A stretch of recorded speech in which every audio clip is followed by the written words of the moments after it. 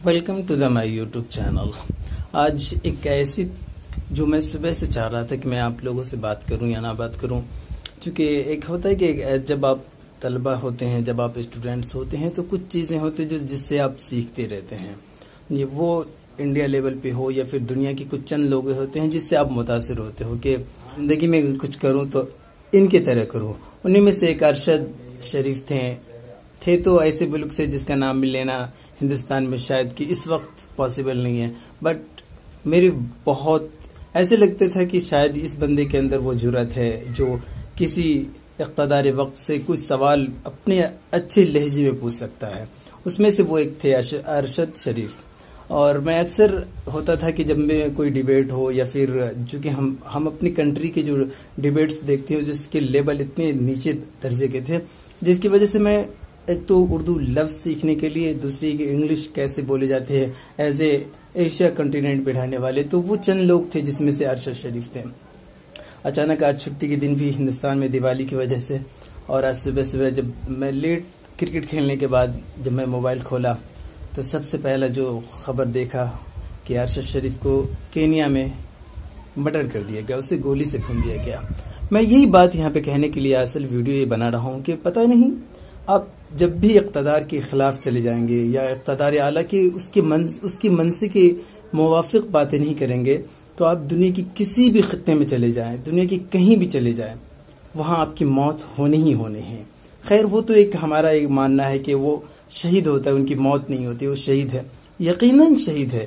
लेकिन लोग कैसे हो चुके हैं इस दुनिया के जो नेचर हो रहे हैं, पता नहीं क्या ही, जैसे मैं क्या ही बोल सकता हूँ कि एक एज ए स्टूडेंट अब ऐसा लगता है कि शायद कि और ज़्यादा समझदारी आनी चाहिए इंसानों के अंदर, ताकि वो हालात से इतना समझदारी से काम ले कि वो इक़्तिदार आला को भी चैलेंज करे। तो एक दायरे में, अब दायरा मतलब क्या यार, कि व्हाट इज़ द, अगर कोई डेमोक्रेटिक मुल्क होता है या कोई डेमोक्रेसी की बातें करता तो क्या होता है।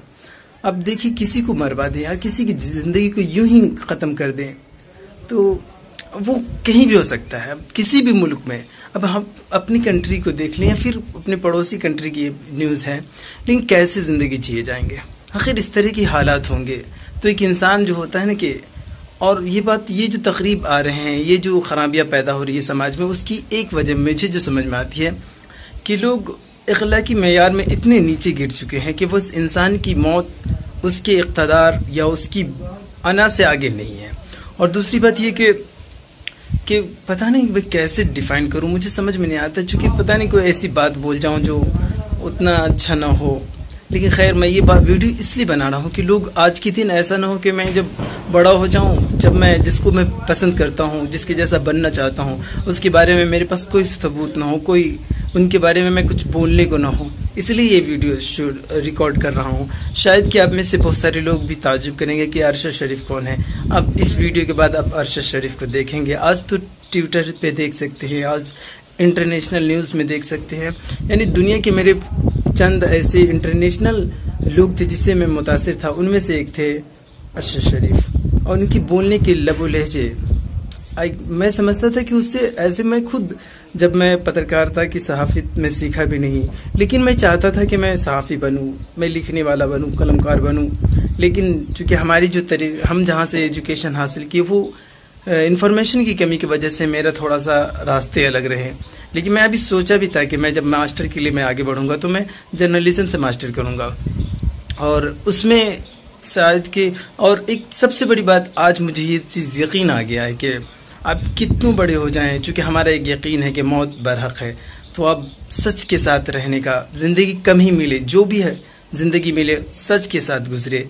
यही सोच के आज मैं अरशद नदीम को, अगर मैं यहाँ से अगर खराज तहसीन पेश करूँ तो यही कर सकता हूँ कि मैं अब उनके जैसा लिखने की कोशिश करूँगा, उनके जैसा बोलने की कोशिश करूँगा, उनके जैसे सवालात उठाऊँगा, और उनकी जो रिपोर्टिंग के जो अंदाज थे, जो उनके पास इंफॉर्मेशन के जो ज़खायर थे, मैं वैसा बनने की आप कोशिश करूँगा। और बस आपको अरशद नदीम साहब मैं एक ही बात कह सकता हूँ कि आपकी हज़ारों हज़ार होंगे पूरी दुनिया में मानने वाले, लेकिन उसमें से ये एक बंदा जिसे आप देखे भी नहीं, जिसे आप जानते भी नहीं हैं, आपके लिए दुआ करूँगा, आपको अल्लाह ताला आखिरत में उसका सही जज़ा दे और जन्नतुल फिरदौस में जगह अता फरमाए। और तमाम वो लोग जो इस तरीके की सोचते हैं, अल्लाह ताला उसको हिदायत दे के मौत हयात अल्लाह के हाथ में है। लेकिन इस तरीके की मौत, इस तरीके के सानिहा शायद के दुनिया के लिए उतनी सही नहीं है। और दुनिया से क्या तवक्को कर सकते हैं, हम अपनी ज़ात से जितना हो सकेगा वही कर सकते हैं। खैर, अल्लाह ताला उनको जज़ाए खैर अता फरमाए और अलीन में जगह अता फरमाए। और क्या ही बोलूँ कि आप जैसे लोग दोबारा कोई नहीं मिलेगा। दुनिया के चंद लोग थे जिसको मैं सच में, जब भी मैं, चूंकि मैं न मेरा फैमिली बैकग्राउंड ऐसा है कि कोई इसमें अच्छे सहाफ़ी बने हो या फिर कोई इस तरह के लोग जो लोकल फेस में से थे, तो मैं जब इस तरह की बातें करता था कि मैं इसके जैसा बनना चाहता हूँ, या फिर मैं जहाँ से पढ़ के आया हूँ वहाँ जब इस तरह की बातें करते थे तो वो लोग को एक इमेजिनेशन लगता था कि ये तसव्वुराती बात कैसे कर रहा है। लेकिन आज से मैं आज़म कर रहा हूँ कि अब मैं आपकी जैसा लिखने की कोशिश करूँगा। मौत हयात अल्लाह के हाथ में है, वो मुझे वतुइज़्ज़ु मन यशा वतुज़िल्लु मन यशा भी तो है। मैं गलत करूँगा तभी तो अल्लाह जलालत करेगा, जब सही करूँगा तो अल्लाह इज्जत सारी चीज़ बख्शेगा। और अल्लाह आपके लिए तो दुआ ही कर सकता हूँ और क्या ही कह सकता हूँ। अल्लाह ताला आपको जज़ाए खैर दे। Thank you so